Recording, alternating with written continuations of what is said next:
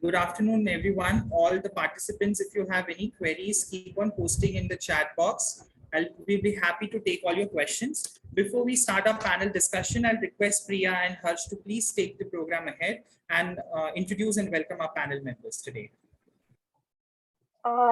Thank you, Parth. Good afternoon, dignitaries on the panel and the fellow participants. It gives me an immense pleasure to welcome you all to the most coveted and elaborated panel discussion today, focusing on placement. This event is conducted by Interview Buddy in association with Maharashtra Association of Training and Placement Officers with the theme Fueling Placements with Technology, Role of Educational Institute and Self, that is, job applicants. The organization Interview Buddy, a NESCOM 10K startup, is a popular video interviewing platform offering one-on-one personalized mock interviews with the industry experts across a wide range of industries and experience level from 100 plus global companies and startups. We have conducted over 60,000 interviews with the candidates from 50 plus different countries and have a global expert panel of 1,700 plus vetted industries, leaders, and experts. Some of our marquee B2B clients include IIT Madras, IIT Kanpur, NIT Nagaland, PETS Pilani, SRM Universities, IIM Kolkata, TIS Institute, Simply Learn, Upgrad, Imaticus, Edureka, to name the few. Interview Buddies also offers interviewing infrastructures to universities, college, staffing agencies, and corporate across USA, Switzerland, Germany, and India. Today, we have an expert panel members to discuss the avenues of placements in the industries, the changing and the ever-evolving roles of educational institutes and job applicants. Before we kickstart our discussion, I would like to take the opportunity to introduce our panel members with a wonderful moderator. First, we have Professor Dr. Sheetal Kumar Ranbade is the Dean of Industry, Institute Interaction, Central Placement Cell of Pimpri, Chinchwad Education Trust, and a President of Maharashtra Association of Training and Placement Officers. On his educational front, he holds a PhD from RTM Nagpur University and has completed a postgraduate diploma course in foreign trades. Being as a training and a placement officer, he has helped around 25,000 plus students across India to get the desired job roles through the campus recruitment drive in the reputed company. Every year, Sir conducts around 300 to 400 campus recruitment drives. Dr. Sheetal Kumar is also being facilitated by an Honorable Chief Minister of Maharashtra and Energy Minister in 2018 for his extraordinary work in the field of training and placement. Dr. Sheetal Kumar is also awarded by a national level award, Career Guru, in the National Employability Conclave by Aspiring Mind in 2022. The list goes on and on. I welcome you, sir, for the today's panel discussion. Thank you, ma'am. Thank you so much. Hello, everyone. Next, I would like to welcome our next panelist for the day, Dr. Agar Chatterjee. With our decades of experience in the corporate relation training and placement, MDPs and teaching, he is currently associated with IMI Bhubaneswar as a General Manager, Corporate Relation. On academic front, Dr. Argha holds a PhD degree in management from Jayoti Vidyapeeth, Jaipur. With a strong connect of 5,000 plus top executives in the industry, he experience spans around training and placement HOD in multiple colleges, helping several students to achieve their desired jobs. Sir has participated in various international and national conferences with research publications in the International Peers Reviewed Journal. Thank you so much, ma'am. Thank you for introducing me to the participants. So going forward, we'll discuss with all the queries and all. Next, we have Ms. Vinu Pillai, who is a prime example of strong and dedicated leader. She is a qualified independent director and HR leader with expertise in talent acquisition, manpower planning, and integrated talent management. Ms. Vinu is an alumni of prestigious institutes like XLRI, Jamshedpur, and Wellington Institute of Management, Mumbai. She also visits as a guest lecturer in the top B schools like Wellington, NL Dalmia, IMT Nagpur, and many more. Presently, ma'am serves in an honorary capacity at C2 as an educational task force member and collaborates with corporates and academics to educate faculties and students about the latest trends in the industries and various initiatives. Her recognitions include HR Tech Leader, HR Famous HR Leader, Dr. Trita Shankar Award for Excellence, Best Employee Brand Award for many other recognitions which ma'am have received. She is a digital enthusiast and is keen on driving digital transformations and serves on an advisory board of many startups and educational institutes. Thank you so much, Priya, for the introduction. Looking forward for a fruitful interaction with the audience. Thank you. Next, I would like to welcome our next panelist of the day, Mr. Biju Raj. Mr. Biju Rajan is a career coach and young mind transformation specialist with more than 2 decades of professional experience in driving business development, career assessment, and building high-performing student teams. His key focus areas are preparing the greats for early career, bridging the industry-academia gap, and skill gap analysis, and having a keen interest in technology, higher education, and research. His specialization spans diverse industries, including automotive, e-commerce, and professional services. In his leisure, he likes playing violin, gardening, and enjoy cooking. I welcome you, sir, for today's panel discussion.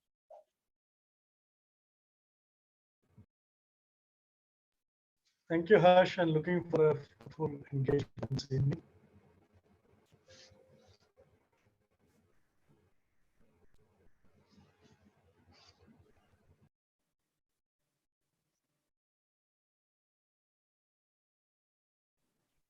Yeah, we are left with 2 panel members.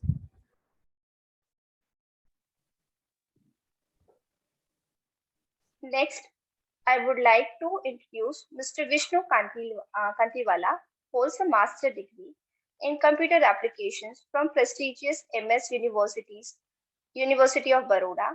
He is a technical geek with interest in web and mobile application. His expertise lies in Kotlin language of programming, full stack development, search engine optimization, management, and many more. He has more than 3 years of experience and was awarded a gold medal for his spectacular performance in academics. He currently serves as an associate software engineer and Urbine Software Solution Private Limited and has worked with more than 50 clients in short span of a career, including his global exposure with various organizations. His hobbies are exploring different cultures, cuisines, and new technologies. Thank you, Priya, for the introduction. Looking forward to a great conversation with the panel members. Now, I would like to introduce today's moderator, Mr. Parth Salunke. He is presently a doctoral scholar at MICA, a premium institute of strategic management and communication. His research interest lies at the interaction of digital marketing, branding, advertising, and strategy. He holds his master's in management studies from University of Mumbai in marketing. He has served in several leadership positions during his educational career and worked in a capacity of BD, marketing executive, and market research for more than 4 years in his corporate career. Research picked his interest during the early stage of his career, and he has participated in several international research conferences wherein he has received 3 times Best Research Paper Award. He is a recipient of more than 70 allocates of his passion for public speaking and debates. He has been awarded as Sarvajanik Vidya Sadak Award in 2018 and the Outstanding Aspirant Award in 2020 for his achievements in the commendable performance. With this, now I'll give the floor to our moderator to take this panel discussion ahead. Thank you so much, Priya, for introducing me and other panel members. To all the participants who have joined across India, there are 125 participants that I see on the screen. I hope today that we will contribute to our topic of discussion, where we are going to talk about fueling placements with technology, the role of educational institutes, and self, that is a job applicant. I strongly believe that any placement process is not just dependent on campus, but it's a co-created environment with students as a job applicant or a job seeker and educational institute in terms of their placement teams together create this seamless experience of joining the best corporate environment. Interventions of technology have played a vital role in our lives. We realized it in the pandemic that technology is not just an enabler, but it's a part of life. One of the very famous researcher, Russell Belk, said that we are living in the world where we have digital self. And Sherry Turkle also said that we have a multiplicity approach. That is, on the same time, we are different on different platforms and different screens. Today, across the corporate, sometimes even your social media profiles are checked before you enter the corporate world. And hence, it is so crucial that technology has not just been an enabler to your life, but it's a part of your life. We have with us an esteemed panel members today, including Dr. Sheetal Ravandale, Mr. Biju Ranjan, and Mr. Agar Chatterjee, who come as placement officers with decades of experience. I would say more than decade. Ms. Vinu Pillai, who is a corporate professional, who comes with a spectacular avenues that she has served and as a visiting guest lecturer as well. And with that, we have Mr. Vishnu Kant, who is just a fresher with 2 to 3 years of experience, but he brings with him a good area of exposure in terms of technology and how he prepared himself before applying to various corporate sectors. So with that, let me start today's discussion. And if any participants has any questions, you can please keep on pressing them in the Q&A section, not in the chat box, so we can take it on later or in between the panel discussion if it's aligned to the our discussion. The first question that I wanted to press today is, we have with us 3 placement officers with more than a decade of experience. As campus placements I see are very dynamic and they keep on evolving. My question is to Dr. Sheetal and Dr. Argha. Can you share a general overview of placement processes today, as we have training and placement officers with us in the participant loop? And what are the critical changes that you encountered in the past, you're experiencing in the present, and you're expecting some changes in the future too? Dr. Sheetal.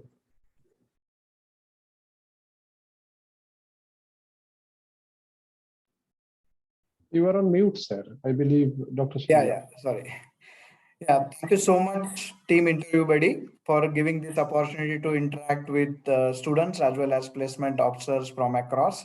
Dear friends, as far as past is concerned, I think, yes, there are changes.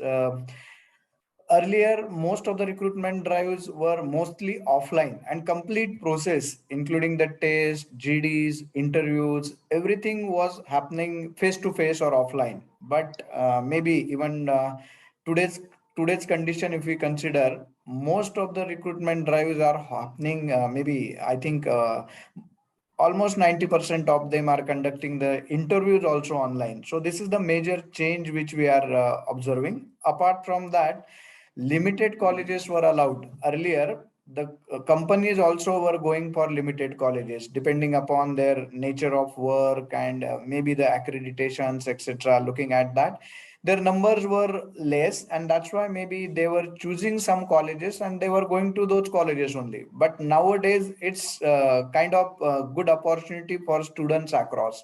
Whoever student is, maybe from any part of the country, probably maybe companies like TCS, Wipro, and many others, they are allowing students from all colleges. So this is one major change I have observed. Apart from that, earlier, if we see recruitment process, then mostly there were uh, focus was mostly on aptitude, but nowadays programming test has been included, and even this particular test is there for branches, non-CSIT branches also, so that can be seen.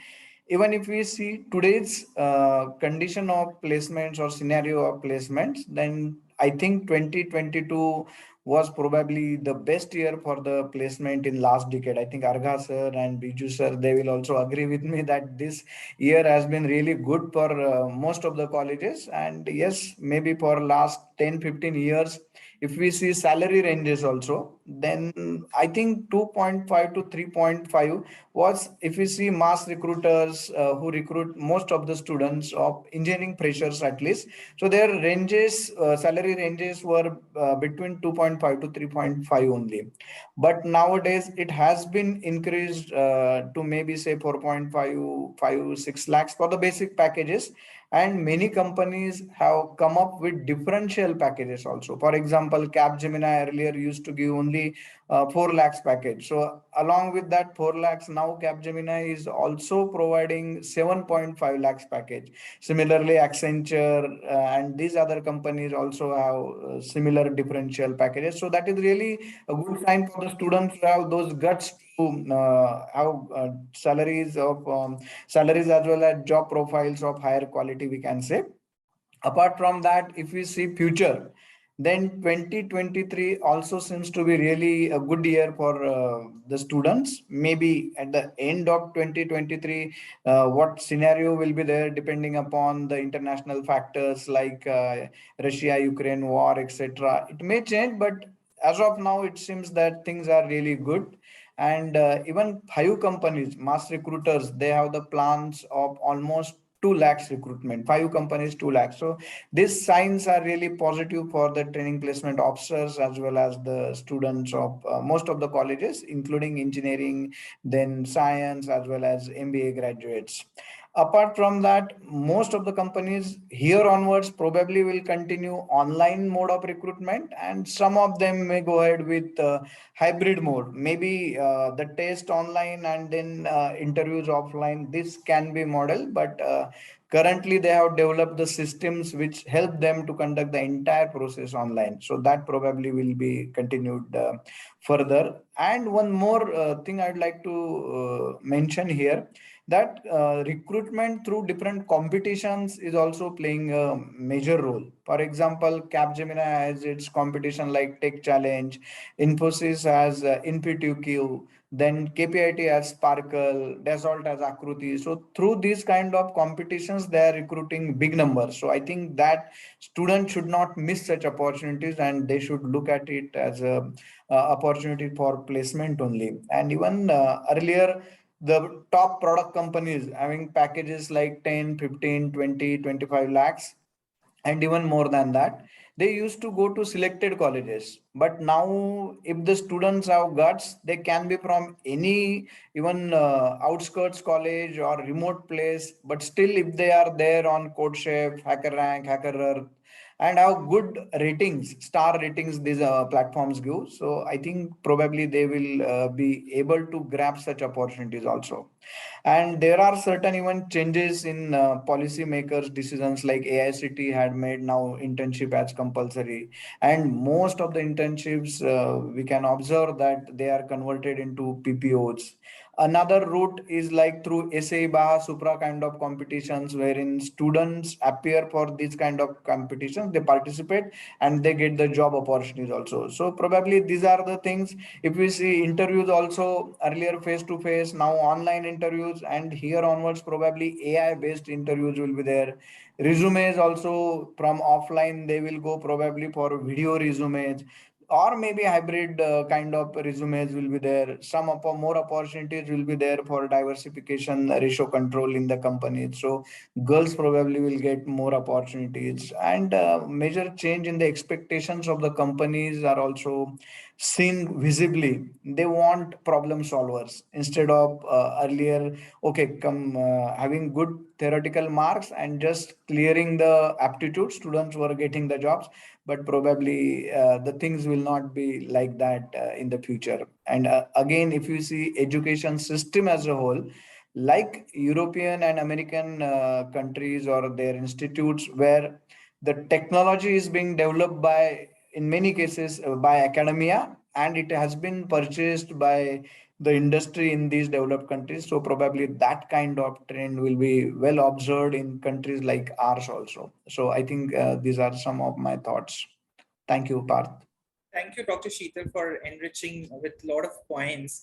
I would go to Mr. And Dr. Argha. If you can share your perspective of management in short, because you come from a very great B school.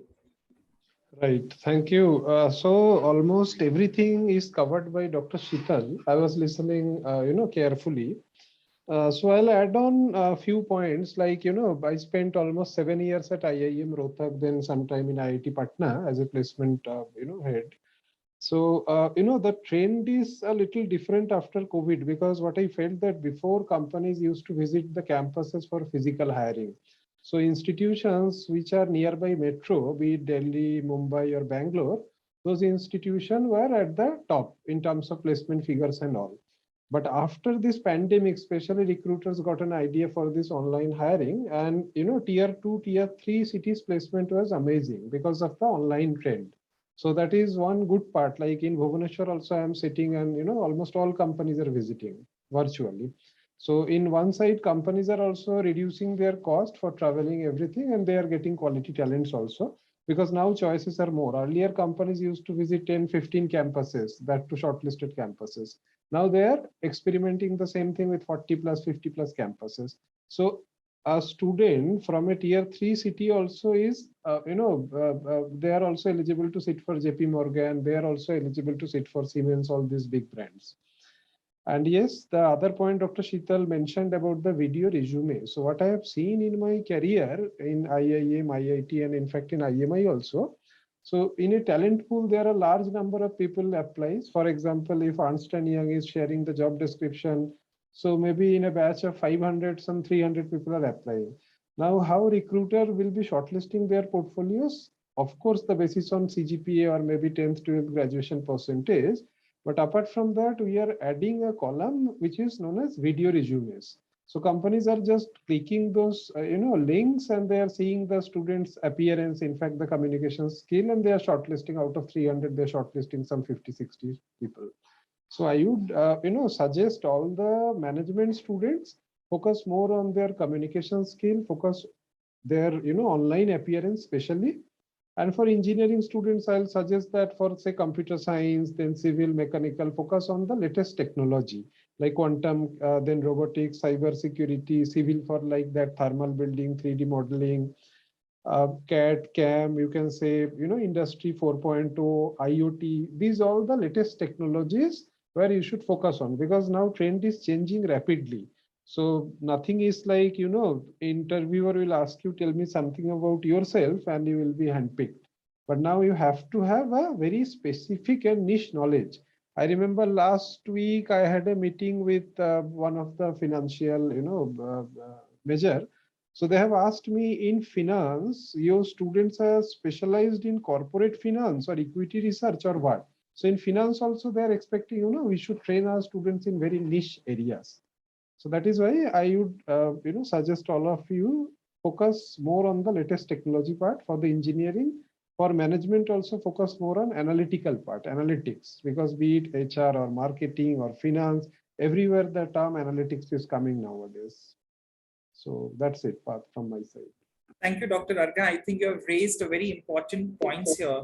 But with that, I see there are two major points where I see that there is a not bridging of gap between academia and industry in terms of courses and the expectations. But my question will be first to Ms. Vinu Pillai, and then I'll go to Mr. Biju Ranjan for asking the questions on academia and industry gap. Ma'am, I read this very interesting piece, which said the tagline in Economic Times, which stated that HR tech is disrupting the campus placements. As you're from industry, can you share your views on hiring processes? Because generally, recruiters have received a chance to select from a pool of candidates rather than selecting from a specific campus now. What preparations must a candidate do or should make to excel their career? Or how can placement teams at different educational institutes can facilitate this process? when a specific company is not coming to their campus, but it's hiring in a pool altogether? Thanks, Parth, for this interesting question. And I will just take a quick, I would say, go back down memory line 2 years back when the pandemic just started. Everybody wondered, that all the HR professionals at some point wondered they were going to lose their job. But if you look at the situation today, the community has grown multifold. Now, what has made the difference is that India and as an economy, especially in the IT and related sector, has grown up, and they realize they can sit working here at the comfort of their homes. Now, what has this added is that the tech revolution took place, and even the SMEs or the smaller organizations also now depend on technology for all their HR needs. Now that starts from the recruitment. Parth, you brought a very important point. Now it's just opened up, so we are not just limiting to tier A, B, C or 1, 2, 3. We are going across the boundaries. We are even going across the globe now. It's actually the survival of the fittest, or as Dr. Sheetal also mentioned, there are AI tools. I will go a step further and say that now we are getting into VR and metaverse, wherein you simulate the situations and the student community can participate. So it all depends on your readiness to go along with the changing times. I'm sure the generation or the audience we are catering to are from the Gen Z. Probably they had their mobile when they were 10 years old. So gone are the days when you need to have a formal mode of communication. You can have apps or simulation centers or learning apps at your palms. And I think that's where the economy is leading to. So I would just say that we are in the right cusp of readiness. So that's something we could look out for. Thank you so much for raising this point. I completely agree that future of placements is about AR, VR, and metaverse altogether. Biju sir, if you can mute your site, so it was echoing. I'll take my next question to Mr. Biju Ranjan, who heads the placements at a very prestigious institution. As a lot of panel members were pointing out, there is a huge gap of academia and industry expectations. Biju sir, what are the crucial parameters that you see in this regards, and what are your recommendations from your experience, if you can share? Thank you, Parth. If you look at the entire placement process and cycle, the recruiter comes during the process time, they hire, and they come next year. So there is a disengagement with the academic and the recruiter. They come only during the placement process and season, they hire and go. Next 1 year, it's gone, and the next year they come. So some of the practices which I follow may be helpful for some of you. You can jot it down also. When a recruiter come to a campus, so I make sure that a recruiter meets the academic fraternity, either in the luncheon or a high tea, where they exchange the thoughts. They share about what is the industry moving towards, what are the technology which is coming up. And the faculty fraternity also come to know this is what the pace which the industry is going on. Second, also they get to give the feedback about the performance of the students, how they perform, which are the areas they have to focus on, which are the areas they have to work on. So this is one thing which I make sure that they connect with the academic team and the recruiter when they are on the campus, that they will be able to interact and they also will understand on both the side what it is. Second is something which we often has a very potential piece which we always tend to neglect is the alum. So many alums are working in the corporate and whenever I go meet them or whenever the alums come back to the institute, I tell them go back to the institute, go back to your HOD, go back to your department, tell them what you've learned, what curriculum been taught, and what is that industry is looking at, and what is that industry the upgradation has happened, or what are the technology has come. Because we still follow certain curriculum, the fundamentals, we teach fundamentals because industry keep on changing. We cannot change as per the industry dynamics on it. At least if few things which we can look at it as an add-on or some a bridge program where they can conduct or call some workshop, engage some workshop where they can meet the students who are interested with it, and it's some kind of an engagement you can look at it. The third thing is what I would suggest is that each campus should have clubs. For an example, a coding club, or you should have a mechanical club or a consulting club.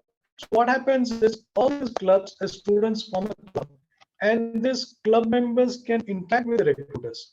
In case if they're not getting it in the campus or in the curriculum, the clubs can actively take part in building the students on certain things which is upcoming. For example, blockchain is coming up big time, or certain deep learning. So students can form a club who are interested in deep learning or blockchain and all that.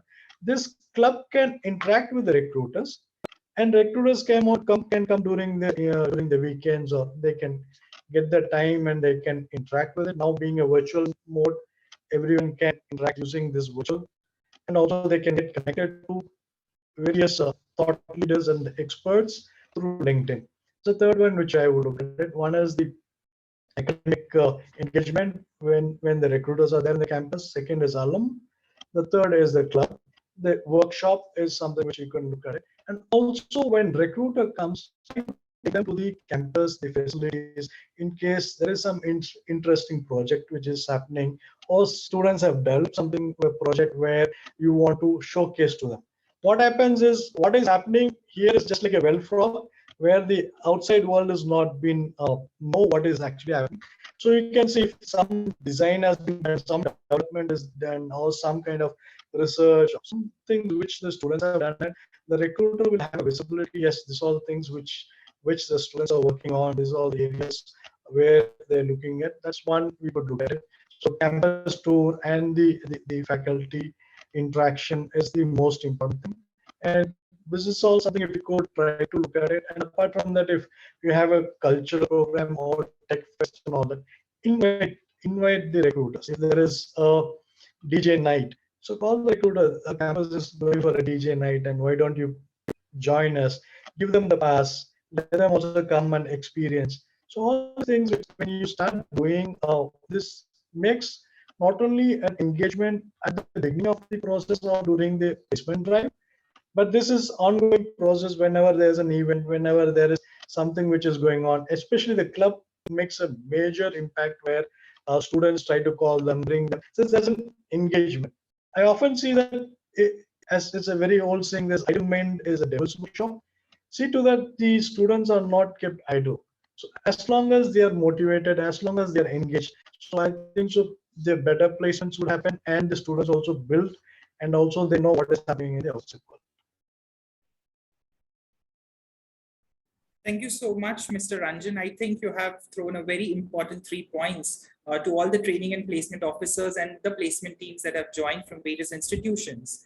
With all the decade of experience that other panel members bring, I want to move on to Mr. Vishnu, who is one of the youngest panel members today with around 2 to 3 years of experience. He, in his educational career, he has even seen how the pandemic was hitting his placements. Vishnu, my question is to you. How did you prepare for your placements as a fresher? And what was your major takeaway that you wanted to share with all the participants today? Thank you, Parth, for the very interesting question. So yeah, as a nuanced person, anybody would have faith in campus placement, right? Anyone wants to work hard and be a corporate leader in their respective career. Yes, I was a COVID batch candidate. I want to share one incident with you all. So back in 2018, when I was doing my degree course, I mainly relied on campus placements, as COVID just hit the market and there were many layoffs for the jobs, and the colleges were not ready to open. So I mainly focused on campus placements, and also on the self preparation. I would like to add some points that would be useful for the participants. Firstly, I took some extra courses along with my regular degree course. that added some value to my degree course and also helped me in the placement procedure. Secondly, I researched on many platforms like LinkedIn regarding the industry requirements, what industry wants as of now. And as I was in a technical space, it was really needful for me to check all these requirements. Thirdly, I worked on my personality and grooming through online mock testing. And fourth one, I also worked on personalized aptitude tests that can be conducted through technology. There are many tools out there that shows your personalized result and get you where you lack.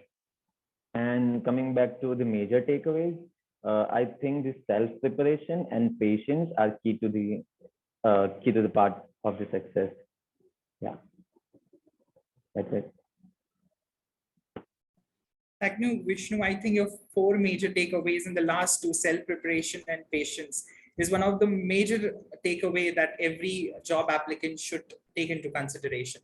But however, when we are discussing too much on placement avenues in terms of educational institutes and job applicant, I see a lot of gap between industry academia again. I feel that a lot of students take a lot of courses outside for their own placements because their academic degree programs are not able to give them what is needed in the industry. We have with us Ms. Vinu Pillai again, an outstanding qualified independent HR director with vast experience. Ma'am, when we are discussing about industry academia gap, you may have even experienced while recruiting for various profiles.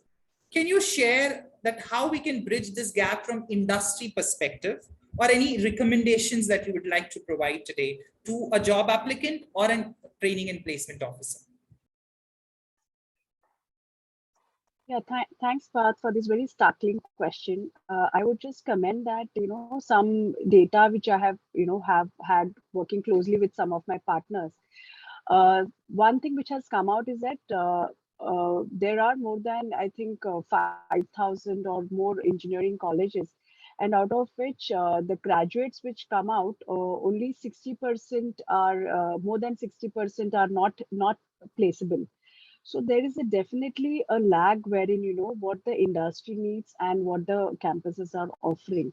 Now, these could be varied things. First of all, the student is not going into the career of their choice. So, obviously, I'm working closely with CI and other such policymakers, wherein we are really trying to have a more skill-based kind of an approach, wherein, you make the candidate skill ready rather than, just the certifications or the degree, providing them with degrees.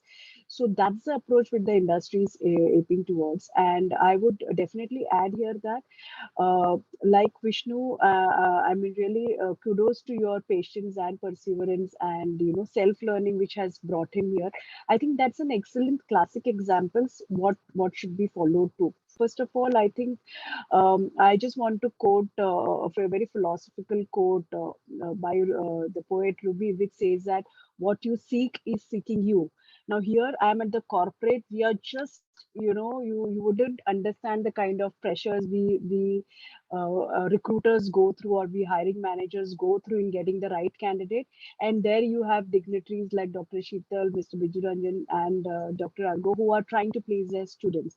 Now, there are students who are ready to be placed. There are industry who wants to hire, but there's definitely a skill gap.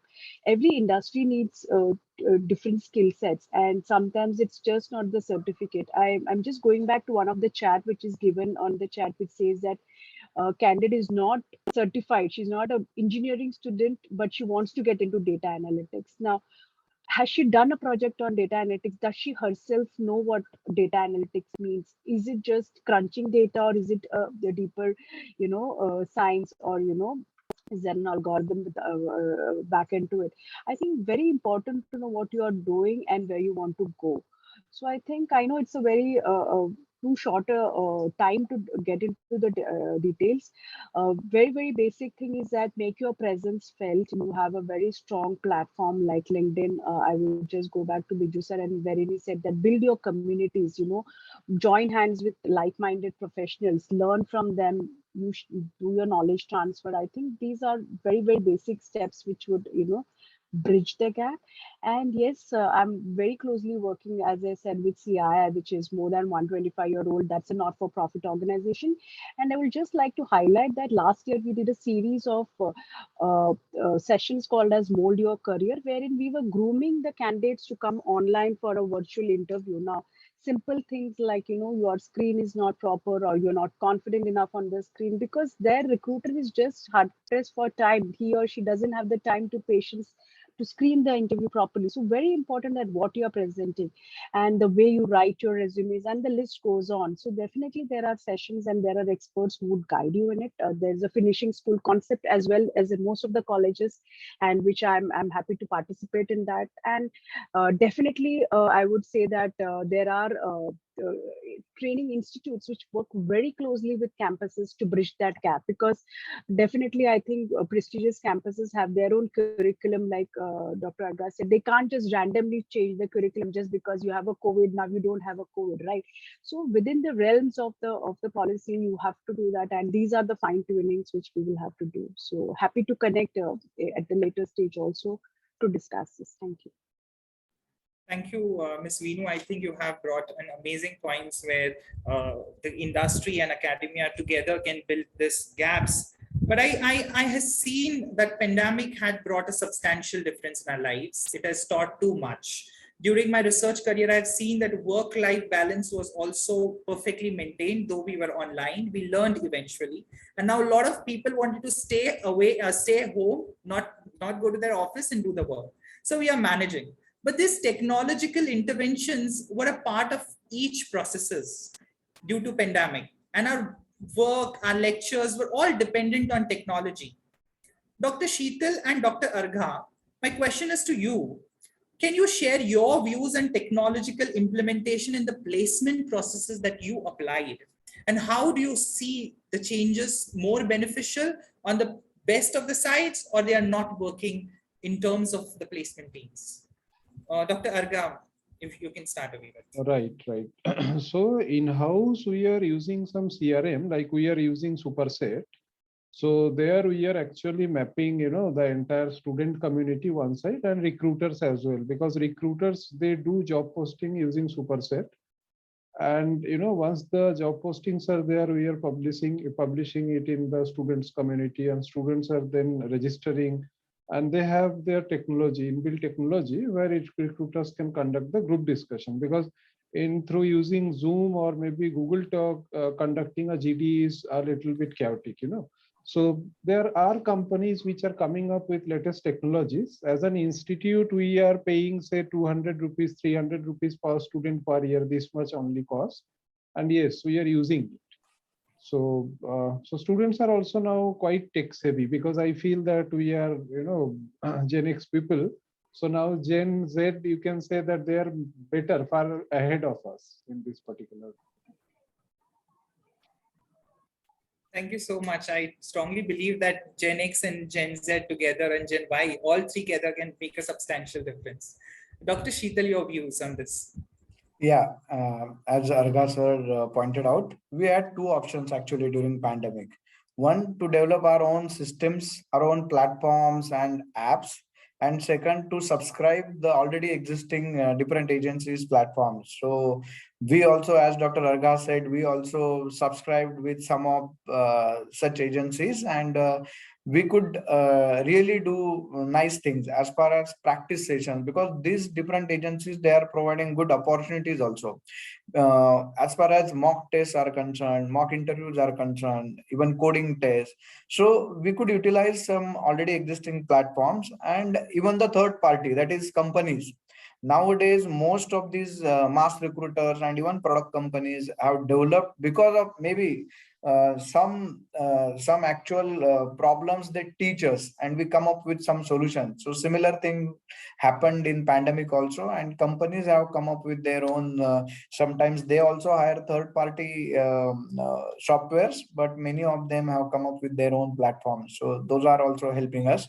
Now placement officers job is becoming quite easy, because earlier we used to be engaged with the recruiters throughout the day, taking care of their panel members and HRs and logistics, everything, managing the students, bringing them to the platform, in the sense classrooms or so.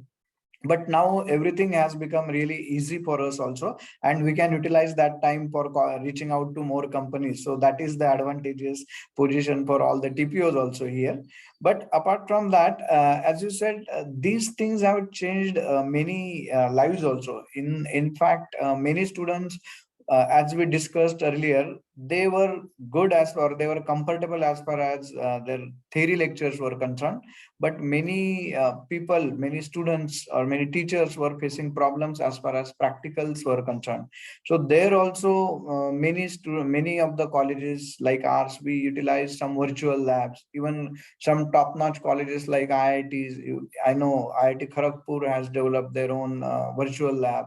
Then some simulators, as Vinu ma'am said. So these good developments have happened because of pandemic. And even, as I said, some students utilized it in a very positive way. I can quote one example, our own example. One of our student, Rahul Badgujar, he utilized those 1.5 years very, very wisely, even though he was from a not so good economically or financially sound family.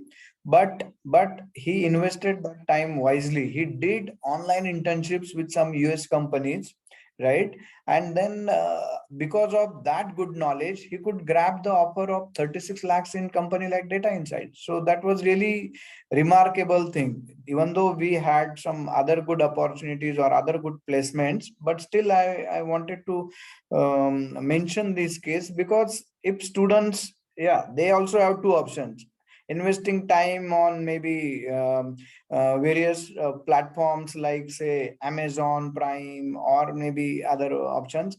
But these smart students nowadays, they are utilizing the time also wisely. So some good things have happened. And even some teachers, what they did during this pandemic, they recorded, even though practicals were not physically possible, students were not able to come, but teachers were allowed. So they recorded the actual practicals, and they could share it with the students. This happened in all our PCT Nutan colleges, and it went on very well. So that's why industry people were also quite happy that students have some practical stuff also, that knowledge also they do have.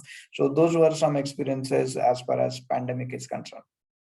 Thank you so much, Dr. Sheetal. I think we have done a great so far in terms of technology. I would come back to Mr. Vishnu, who is generally a technology geek working in the tech space now. And since we are discussing about, he was discussing about self-preparatory tools, Vishnu, can you share some of the best tech space tools that help you in placements, and you enlighten our participants with that? Okay. Actually, there are many platforms that can help the students, and they are quite freely available on Google. The major thing I think is to build a resume correctly. Today, building a resume is quite critical. So I guess they should work on their resume. There are many platforms that gives you a tool where you can just drag and drop and make a good resume out of it. There is also one tool, wix.com, which you can use for to create your digital resume. I think digital resume it helps you in your placements. Secondly, to prepare for any company, that you should prepare like if on a tool that gives you personalized feedback. I guess personalized feedback helps you in better way if you going for the interviews. I see like we have Interview Buddy that proposes the great source for personalized feedback. And I also like to add one point. You added that point. I would like to add that again. Tech is not just just an enabler. It's a part of life, as you mentioned. So lastly, I would like to add, there are many platforms, but one should really need to see how they can utilize it effectively and efficiently. Without it, it cannot help you at all. Yeah. Thank you, Vishnu, for enlightening us with this. I remember Mr. Biju Ranjan was discussing that how they took various services of Interview Buddy. I just wanted to come back to you, Mr. Biju Ranjan, because nowadays personalization together has been a great source of technology that we receive. So how can you share your experience and your institute's experience in terms of Interview Buddy and how you utilized such tech spaces for helping students? One thing which I've looked at is like hearing from the horse's mouth, where the recruiters, able to hear me? Audible? Okay, thank you. So what you could see is the recruiters who are in the panel who is going to take a mock interview or an assessment, who have an industry experts who have been in the industry. They know what is that they're looking at, what is that they wanted to, expectation of the recruiters, what they would want from the students, the expectation of the students, and they try to bridge it. They say that this is something which is, let's say, a problem solving skills is something which is they're looking at it. So they say for this profile, for this job role, this is something which you have to work on. These are all the skill sets you have to work on. How you can build on those skill sets. So they do a mock interview and they give feedback. So based on the feedback, students can take it and work on with the various sources which they have, and they can go to any of the social media, or they can have a peer-to-peer learning where someone is good at it, they can check with them. And also they were also giving the feedback of each one. It is just like showing them a mirror. This is what I am. So I think that I'm a high pointer, I have know everything, but when you come and face the reality, there's a reality bites. And that reality bites is what they've showed, and they say this is something which, oh, I'm not aware of it. So the students start working on that front. So I think the experts have given the guidance and the feedback and show them what they are. They show them the real mirror, what they stand, where they stand, and what is that they have to improve and how they have to enhance their skills is what something which they have. And all are being an experts from the industry. They just didn't cherry pick from some. It was from the industry, so it was easily get connected, and students also felt easy when they faced the interview. They know this is what the expectation was. So that's how I would resonate with what gentlemen have told. Thank you so much, Mr. Biju Ranjan. I think your points were cherry on the top cake. Now I would like to go to Ms. Vinu Pillai. Ma'am, since we are discussing too much about student and industry expectations, I hope you would agree that today's market is more of skill driven and it's too much volatile. What are some ways for reskilling? As Vishnu was mentioning, he did a lot of certifications. How do you see reskilling as a crucial parameter for a career? And in this regards, how a job applicant and an educational institutes together can play a major role? Great. Very well, I think since we're almost towards the end of the conversation, I will just leave with a thought. As Vishnu also pointed out, and I think many of our participants also would agree, we are really moving towards skill based. So whatever time you are spending, doing your curriculum, please take up assignment or internships which will actually take you through, where you want to go. For example, you want to become a data analyst, take up internships, and then don't look at, whether the company is paying you, not paying you, what is the kind of work they're getting it done. It's very important that you learn the skills required for the job. If it's an HR role, get into get starting as a recruiter. You will actually understand it is not so easy, So pick up the areas, and I'm sure there are recruiters, there are companies, corporates who are willing to let you do that. And as you learn, you'll also, like Biju sir also mentioned, you will find your own mentors, and they will guide you that which are the certified courses, or do you actually need a certificate, or whether it's just a skill based. So I think instead of spending much more money further on the certifications, because you edtech is playing a very important role now. There are many certificates which you don't even have to pay and which we are not aware of. So research is a key criteria, and because every demand or every job would require a particular skill, and developing that skill. I'll also leave it a thought that if you are aware, there is a great resignation movement also happening. Now, why is this happening? Because people are really taking up their pen now. This is a different kind of a revolution happening in the industry, which again experts are trying to find. Why? Because they are no longer scared that they won't get an opportunity. Now, this gives to another set of problems, because then you always feel that it's always good to hop.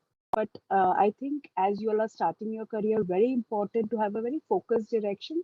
I'm not saying that you need to have really be in their silos, but keep your options open. But don't have too many backup plans, because if you have a plan B, that is also a bad sign, because you're not interested in your plan A. So I think I would leave with that thought.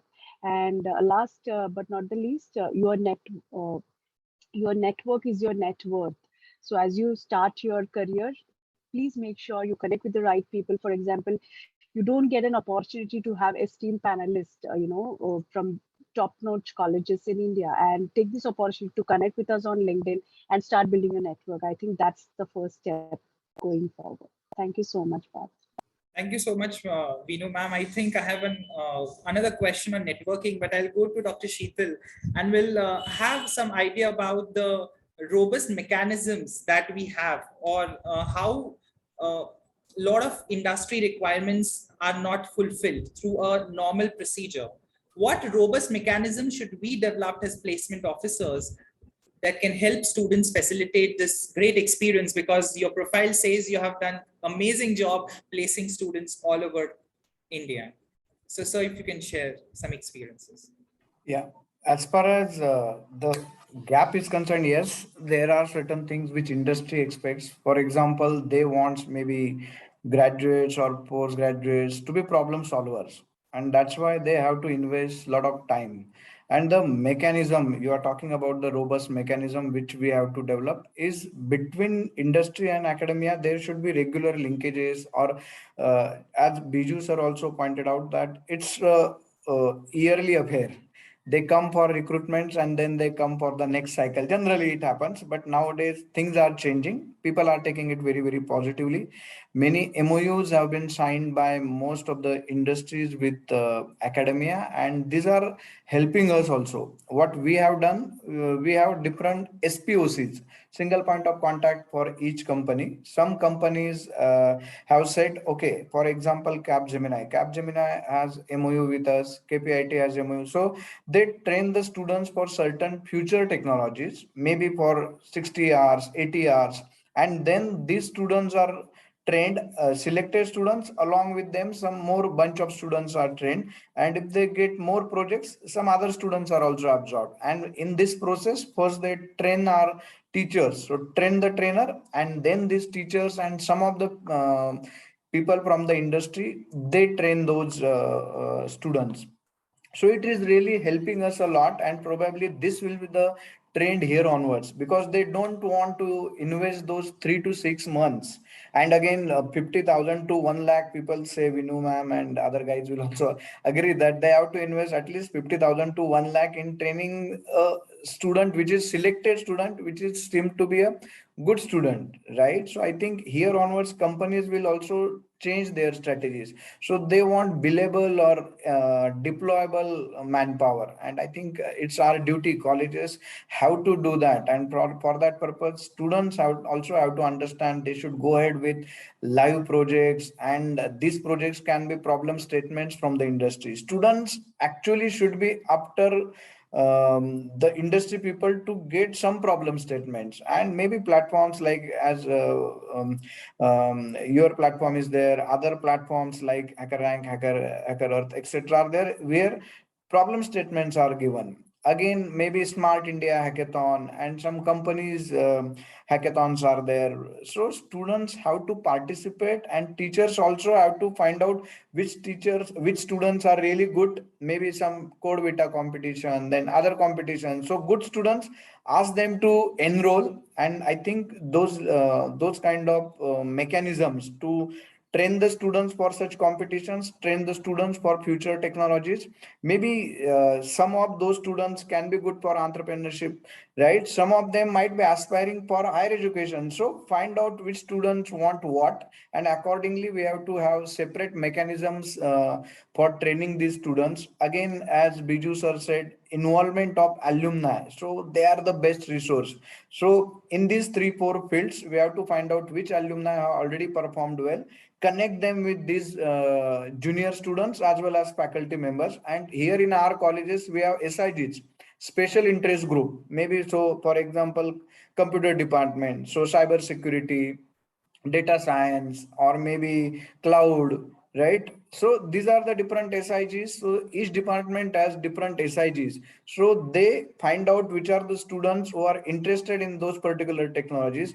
They also interact with some of the companies. We also sometimes help them in getting those right industries.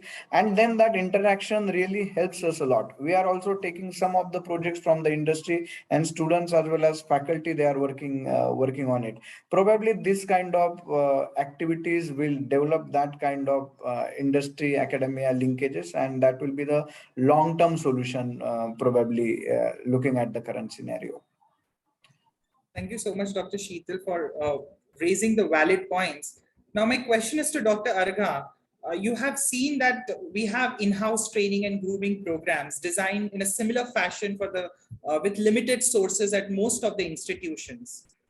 Do you think that an institute should expand its horizon for effective placement opportunities for their students and leveraging the same technology services, maybe like interview buddies presenting or some other services that are freely available that can help the students in grooming and training? It's a very good question. In fact, I feel personally that every institution should have an internal body which will rigorously work on students grooming, because what I have seen that in every batch out of say 200 or 500 students, nearly 25 to 30% students need a sort of handholding or grooming. So what I personally feel, institute should have their own set of people who can help the students to make their communication better, make their technical knowledge sound, etc. And in addition to that, they should definitely take help from interview body or similar kind of organization, so that to get outside expertise, because in-house people also need handholding from the outside bodies. Then only the our expectation will fulfill. So I think parallelly this should go together. Thank you, Dr. Arga. Coming back to Ms. Vinu on the question of networking. Nowadays, networking with different digital spaces is an essential parameter. Where a career brand portfolio is now a renowned word and is adding another advantage to a student's portfolio. Can you share the effective ways of building networks? As you said, network is net worth. So at the same time, how a student can build a great career brand portfolio in the digital space? Great. So I'll just, Parth, if you recollect, we had done a session in the university, and that's actually calls for a session. But if I have to just sum it up, your digital presence now, you may have an Insta account, you may have a Facebook, you may have, I'm sure none of you, most of you may not have a Facebook. You guys are Insta guys, right? Or a Snapchat. But you have to see, like if you remember, I said what you seek is seeking you. Now, oldies like us, you will find them on Facebook. I mean, less of us maybe on Insta. You need to understand who is your audience, and go. I would not call it an attack, or get introduced to them in those forums. The best way, as I said, is you need to have a professional LinkedIn account. If you have an Insta, you can have your Insta account, but try to have your digital avatar or your professional digital avatar. That's the metaverse world which we're entering into, and people should be able to identify. I will give my own example, wherein as volunteering was my passion, and I used to volunteer for an HR community, which was for the HR professionals for the ITS space, and apparently I was a admin in their Facebook account, and you will not believe the kind of connects I built. And this was something, it's very important, and I'm very close to this topic on, giving rather than asking. You try to give more than and rather than ask. If you have trying to build a connect, see that what you can offer to help, rather than hey, I'm saying hi to you because I need a job or an internship. Try to use the nuances, be your natural self, and try to extend help to the community, and the community definitely extends, and you get back in manifold. That's my personal experience. I think I answered your question, Parth. You need to have your professional digital avatars, even on an Insta, or and if you want to connect. For example, my son just appeared for his 12th exams, and I am actually hunting for academics. And I realized when I connected with an institute, he immediately told my son, follow us on Insta. So just like, the students are on Insta community, the institutes are also on Insta, and the recruiters are also on Insta. But how you position yourself, not bombarding with too many personal stuff. You need to get your right balance of your professional as well as your personal interest. That will get you noticed. So be very wary, because you are being noticed. And definitely, there are certain very, very strong do's and don'ts on social media. I know of people who do not take the candidates because they saw certain posts on Twitters, etc. So be very wary on this, because these are very sensitive thing. We are a democratic country, but we should know our boundaries. So be very, very wary on those angles. That's my word of caution too. Thank you. Thank you, Vinu ma'am. I think you've enlightened a great points. Now, I would love to move to Mr. Vishnu, who is a technology geek. Then he has a great brand portfolio. Vishnu, a lot of job applicants keep on concentrating on doing extra courses. In the pandemic, I could see a loop of certificates falling. They have done too much. What would you suggest to the participants? Was it helpful to your career brand portfolio? Yeah, I was really surprised when I saw multiple certificates on LinkedIn listed by many graduates during the COVID pandemic, when pandemic happened. So my question also is whether that really helps. I think I did couple of them, but specifically to my domain, I guess exploring all the domains and getting certified in all the domains is not a good pathway. If the person has too many certification, how this gain knowledge is helping them in the main their domain. I think I support certification, but I think focusing on few will lead them to success. I think they should first take a grounded approach and then take advanced perspective. I think somewhere they need to focus on their really domain and not all other factors. Yeah. Thank you, Vishnu. I think you raised a valid point, because in the pandemic, a lot of people took expertise from all the domains and they started doing a lot of certifications, but it may not be helpful to their career. Now, my last question will revolve around all the panelists today, because there are a lot of question and answers and I want to take that as well. My last question to all the panelists is: agility is the most sought after skill with specific hardcore domain expertise. Dear panelists, what are your views and how can this be imbibed in the job applicant? What are other skills an educational institute should train their students with agility as an approach? I'll start with Ms. Vinu Pillai from industry.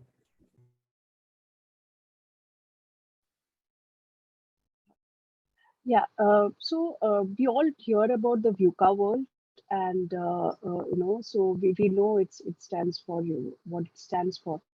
agility is something, your quick adaptability or your quick responsiveness. And I think one another important aspect, because it just leaves with one, is I think it's your adaptability to change. Now, what could happen is, the kind of organization you venture into, it could be a startup or it could be an established company. And, you need to understand the culture and quickly start adapting to the culture of the company, or, whatever is the requirement. So I think your openness to change is very important. And, things are changing very fast. Like, you had a COVID time, now it's a post-COVID time. And things are really, really, like, you're getting into a hybrid mode. You never know when it will be back to a forced mode wherein you will be all expected to work out of office. So I think an openness to change is something which very, very important. And this is a trait which we'll have to build. And I think that calls for resilience also, like Vishnu agreed that, be very, very patient and towards your goal. Thanks.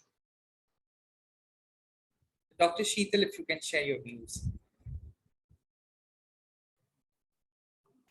Yeah, as far as agility is concerned, rightly said by Vinu ma'am that yes, it's regarding adaptability, but also we have to see the kind of mindset. It's also about mindset and accordingly act on the problems. Industry students have to work in one or the other industry, so they have to understand what are the problems being faced and then quickly think about it and then adapt the procedures whatever are the best or efficient ways to reach out to that particular solution, and maybe coming up with or approach of finding two three different solutions and right mindset to make decisions. And this requires, I think, the speed also. The speed is also important, otherwise problem is given, you take your own time and with leisure you learn or adapt the things which are required. It needs the speed also, quick response.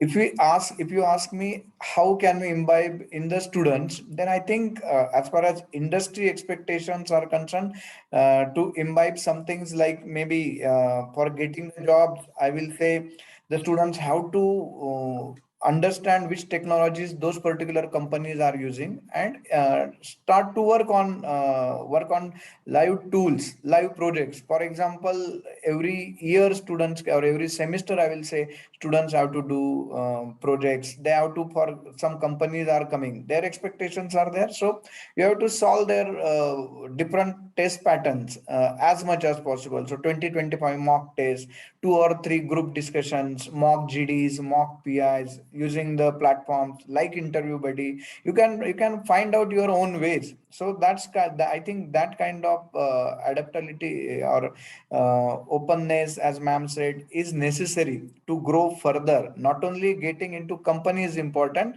but sustaining there for a long duration is important. And for this purpose, agility is necessary for each and every student. So students have to understand this and act accordingly.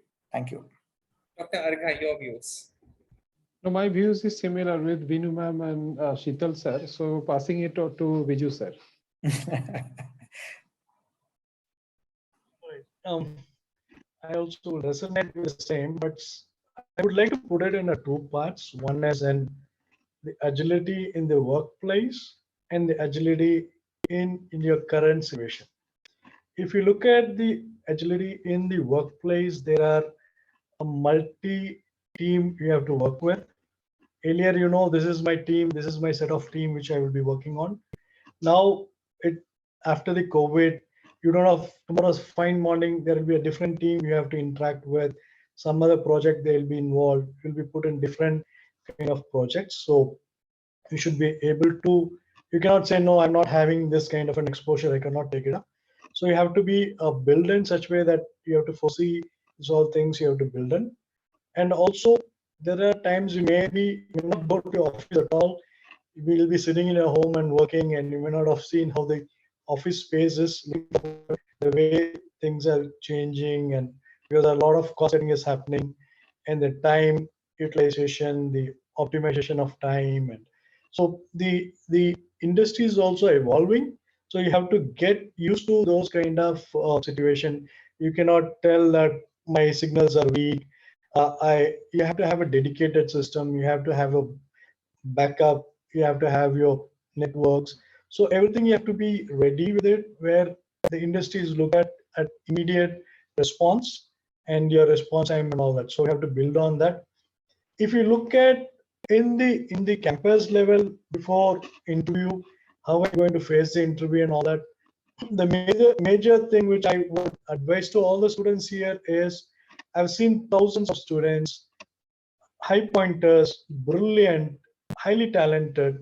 Unfortunately, they couldn't make it through the process, or they couldn't get the offer letter. One reason is I see the emotional instability.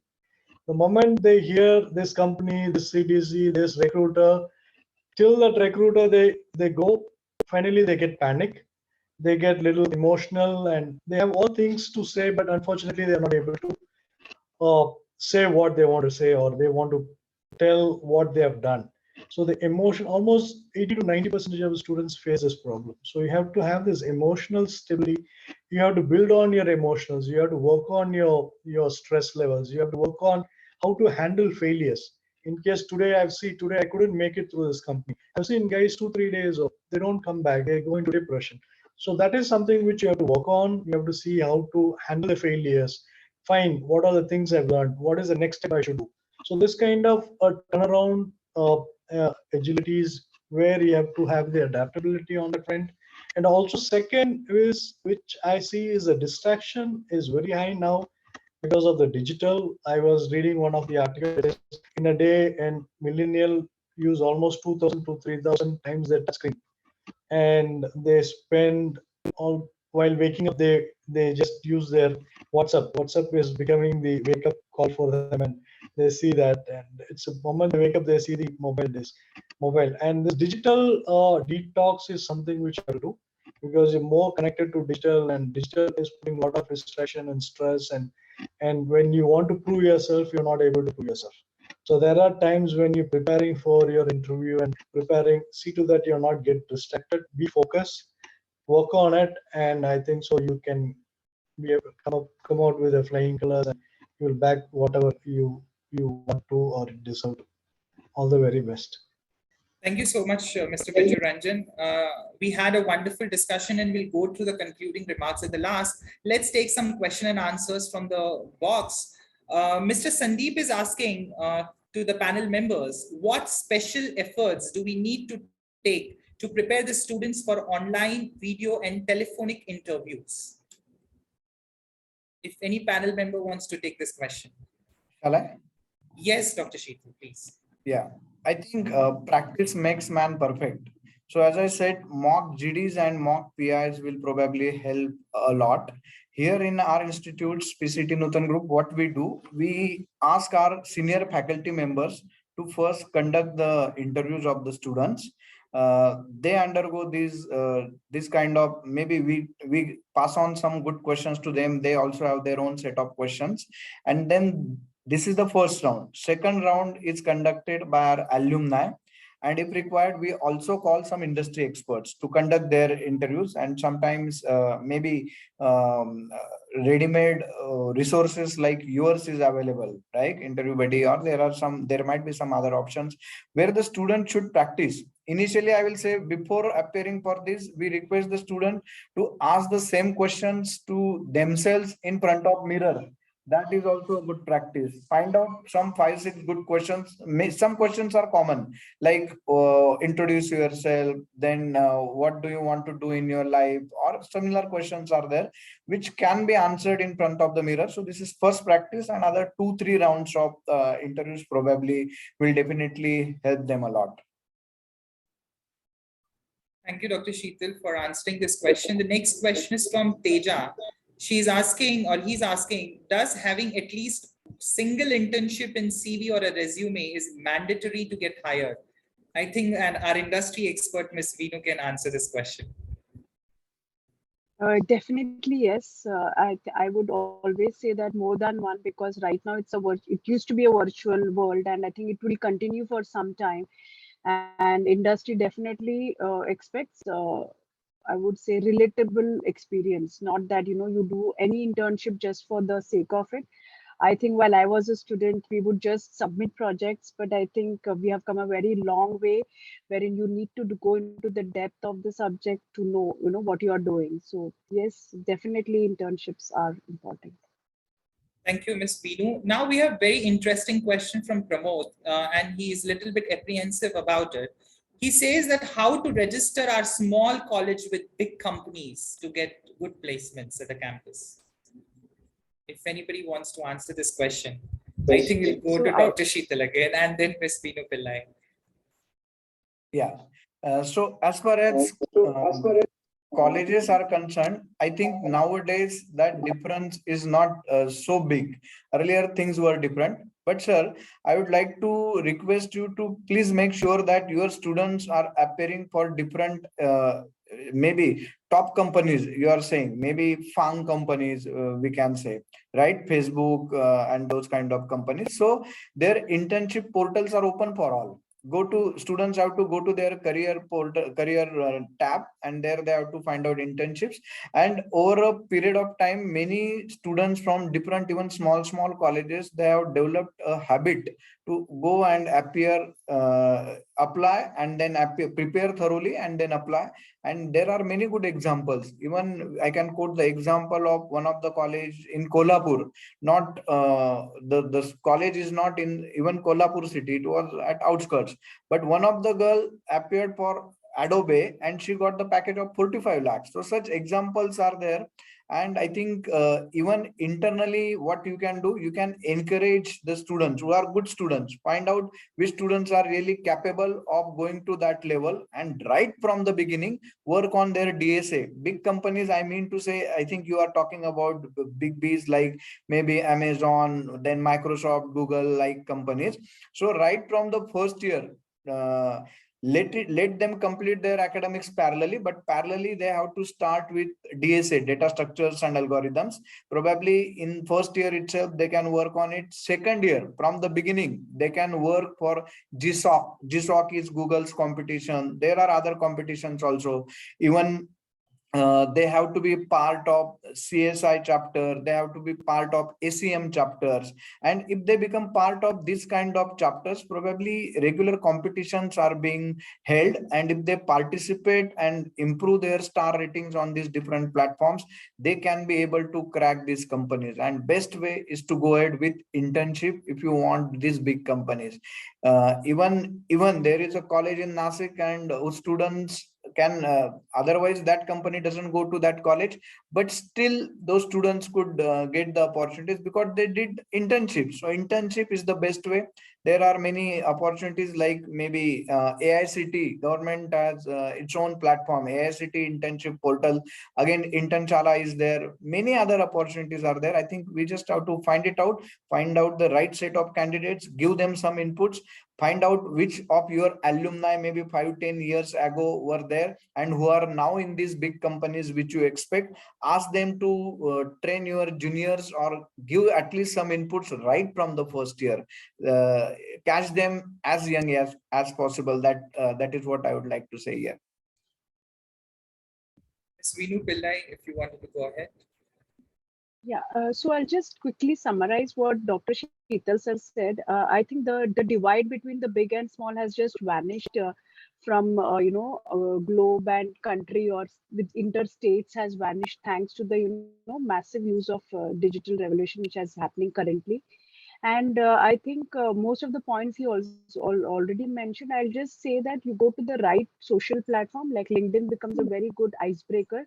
Connect with the audience, and then like Biju sir said, use the hybrid model of engaging with your audience, and your audience could be the prospective employers. So very important. And even if it's a small college, like I mentioned, I mentor college which is say 12-year old with 60 students per batch, but that has also come up in a very big way because they have made their digital presence felt. And technology platforms like Interview Buddy and similar edtech companies will help you reach there. So I think I hope I answered the question. Yes, ma'am. Mr. Biju, if you wanted to say something. Yeah, I'm audible. Okay. Yes. The first thing is I just wanted to make Mr. Pramod and all the friends clear, because I frequently get these questions to me, and I have few of the students ask me this. First, basically you understand that the companies go and hire looking at the talent, the best of the talent, what they want for their company, for the development, what they're doing it, what are the projects they have, what is their ecosystem, what is their environment. So they're looking at a talent, the talent pool. And if you could showcase at least 5 6 students who have very bright in certain areas, you have done a lot of projects, you have done a lot of research, you have worked on it, you have good knowledge on that, understand the company expectation. These are the areas which I've done. I'm sure that I'll be able to crack it. The confidence, if you build, I think so, you can approach them directly and tell, see, have a look at my CV, look at my profile. I don't want you to hire, just at least interview me and give me a feedback. So if you feel that you are at par with the top talent of the institutes which they are hiring from, they said they see that you are the best of the candidate, you can have that kind of an expectation which you can match them, and you say, yes, you are brilliant, I want this candidate. There are times I've seen that some students, they say, I deserve this, I would like to take it up. So I would always suggest that don't go and beg for a job. You have to demand for a job. You have to say that I am worth, I'm worth for this, and you have to always look at that trend, because always we see that we have to go and give me a job, go and ask for them. Rather, prove yourself. I am what I am. I have done this. I have put all my soul and heart into it. Right from my second year, I have to work on it. So that's the reason where you have to have a dedication. You have to have a passion. The passion, dedication, and the drive within you. Don't think that I will not get through. Have a positive attitude and say, from the second year or from the first year, start having your passion, start dream about the company, start working on it. Do a lot of journaling about the company, interact with those people who are there, look at the forums, look at the product line, look at what they're doing, interact with those people, as ma'am rightly said, that in the LinkedIn, what are the new space which are coming in. So that has to keep you where, at least on campus, if you couldn't get it, you should make sure that in off campus you should get that job. So build yourself. Don't try to be thinking that I have come here, I will not get it. Have a positive approach, build yourself, and I'm sure you will get it. I've seen a couple of students from the tier 3 and even the small colleges who have come up, and they are the CEOs and CXOs of some top companies. When I interact with them, I hear the stories, I get amazed. So Mr. Pramod, you can also be one among them where you can work on it. Thank you, Mr. Biju, for enlightening with such a wonderful words. Now we have our last question. I think we are running sort of time. We have already crossed 1 minute. But let me take last question by Manish Soni. He's asking that how do we know which skills the industry is requiring in the current scenario or any other scenarios? If any panel members want to go ahead. Dr. Arga, if you wanted to. Yeah, so it's a, so this is a question, very generic question, because, people are from different streams, people are from, be it management or engineering. So based upon stream, you have to, update it with the latest technology, latest knowledge. Basis upon that, industry will pick you. So that is, my suggestion. And regarding the previous question, I was listening, the responses. So I agree with that particular responses, but my suggestion will be for the training and placement officer and for the students of small colleges. What I feel I experienced in life is that, from the corporate head office. So for example, Hindustan Unilever, Procter & Gamble, from their corporate head office, they don't really consider all campuses, maybe a small campus, but yes, they have regional presence in various metros or maybe small cities. So in case college training and placement officer reach out to their regional offices and directly meet the business people, because Procter & Gamble is hiring a student for 3 lakh package also, they are hiring for 30 lakh package also. So they require people across the levels, but corporate HR do not take decision for those small scale hiring. From regional offices only they take decision. So that is I forgot his name. So you can request your training and placement officer to reach out to the regional offices and meet the business people. That is from the experience I'm sharing. Thank you, Dr. Arga. Now we just complete, we are running sort of time and we already crossed 3 minutes. Can we have a great concluding remark by one key takeaway from all the panel members so that this gets summarized? And I'll put my concluding remarks at the end. We'll start with Ms. Meenu Pillai. Just one sentence, what you feel is the key takeaway for this session today? Be your natural self, and I think you will find your way out. So that's something I would leave with. Good luck to all the participants. Dr. Sheetal? Work hard, be passionate, and you will definitely achieve whatever you are targeting. Dr. Arga? Yes, they should have a right attitude to learn and adapt the culture. Then they will be successful in life. Mr. Vijayaranjan? Should be more creative, and also your decision making skills you have to work on. You should know which is right and which is wrong, what to take and what not to take. So the decision not depending on others, we always tend to depend on so many people if you want to take it up, because we are born what parents says and all that. So or your friends, take your own decision and stand by it. All the very best. And last, our pressure, Mr. Vishnu Kant. Be self-prepared and have patience. Thank you, Vishnu. I think as a moderator, I have received a lot of ideas from all the panel members today. Let me tell every placement officer and student, technology is revolving, digital transformation is taking place. But what we learned today is prepare yourself in advance. With second thing, self-preparation, patience. What Vinu ma'am said is network is net worth. And different avenues, please keep on exploring. One of the most important thing is there are a lot of tools and technologies that are available that can help you all together bridge this connect. Open that mind to participate in such context and competitions altogether.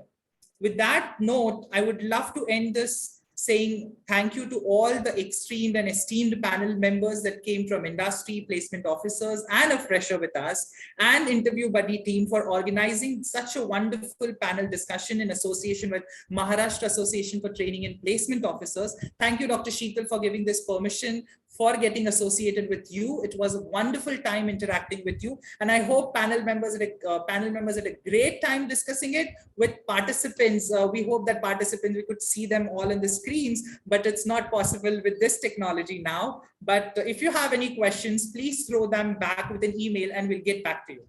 Thank you so much, everyone, for joining today.